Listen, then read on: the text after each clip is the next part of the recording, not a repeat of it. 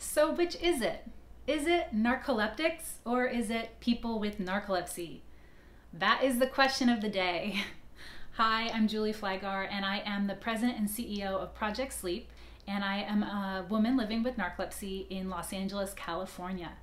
And I'm so excited to create this video, not only for those living with the condition and their loved ones, but also for the media, if you are covering narcolepsy, and also for researchers, scientists, clinicians, and drug developers. All of you play such important roles in our community and helping us to build a brighter future.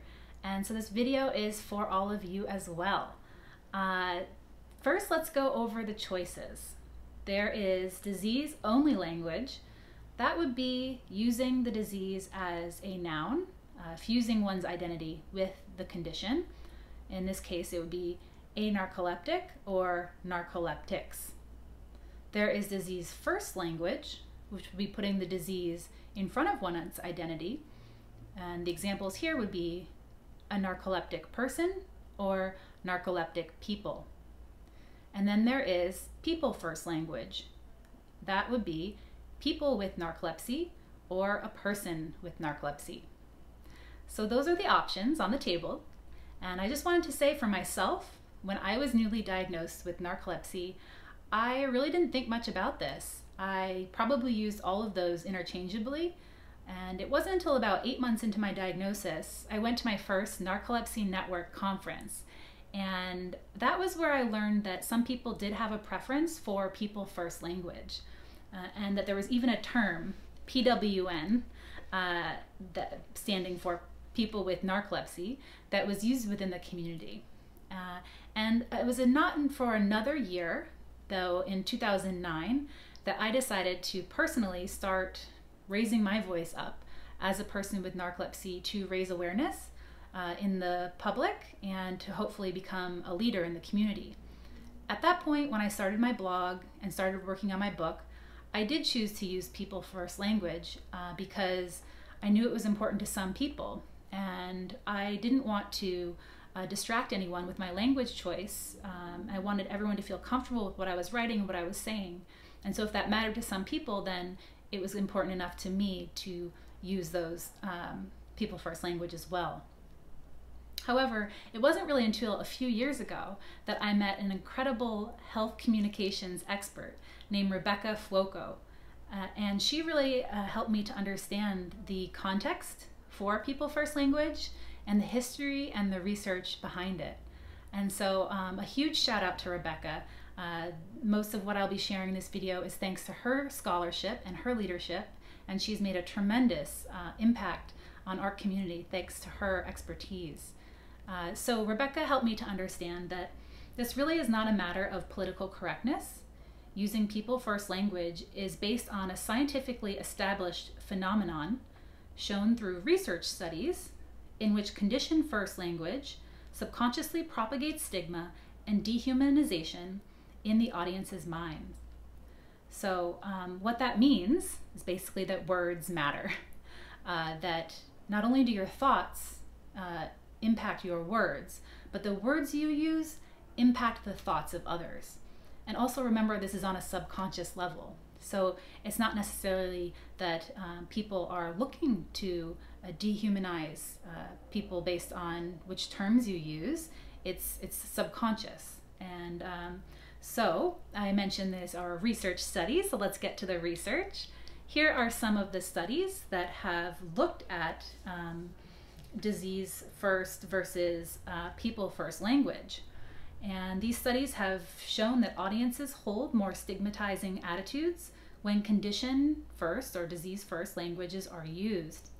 Examples come from 2002, where a study looked at disabled people versus people with disabilities.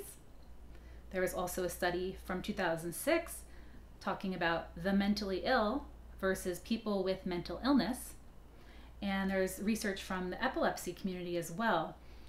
In 2008, looking at epileptics versus people with epilepsy, and another study from 2015. So I've really loved looking at the epilepsy research recently.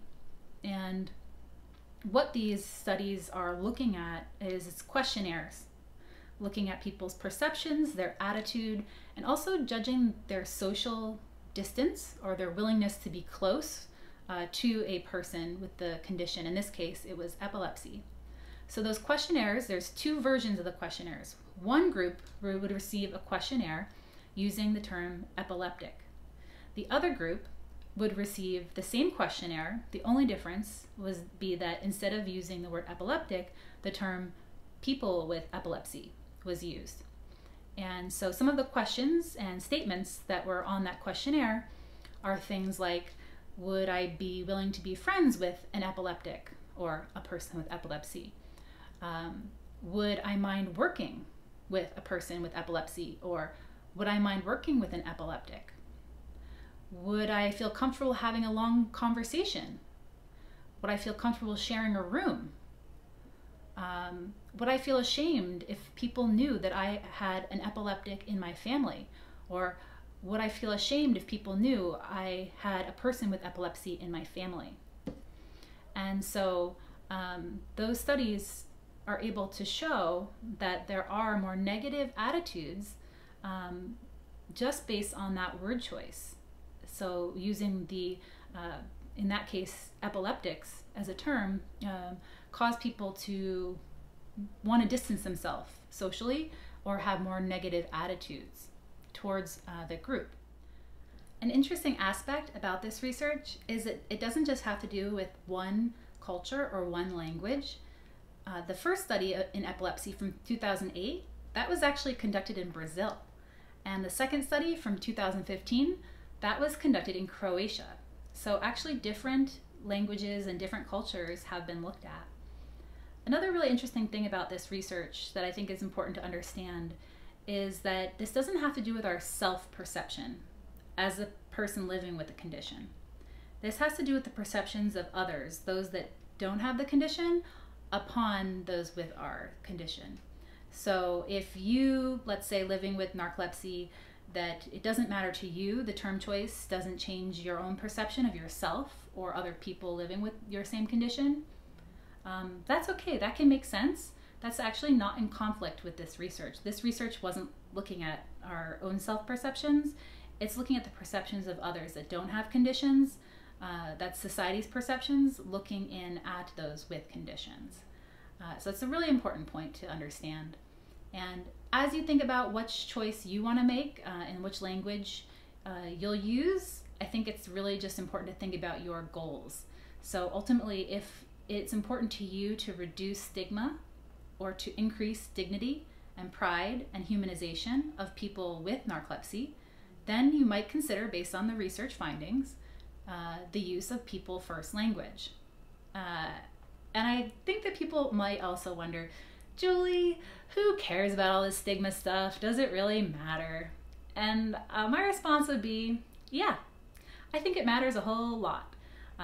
And I will put in the video notes a link to my Medicine X talk from a few years ago. If you haven't seen that, please check it out.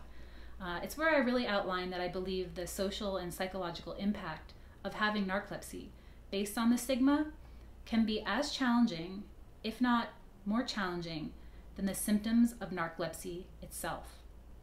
So it's a very bold statement, I know, but I truly believe that the stigma that we face as people with narcolepsy is extremely underrated and under-discussed and undertreated, and that anything we can do to reduce that stigma and increase the sense of dignity and pride for people with narcolepsy is extremely worthwhile goal to have. So I just wanted to mention that.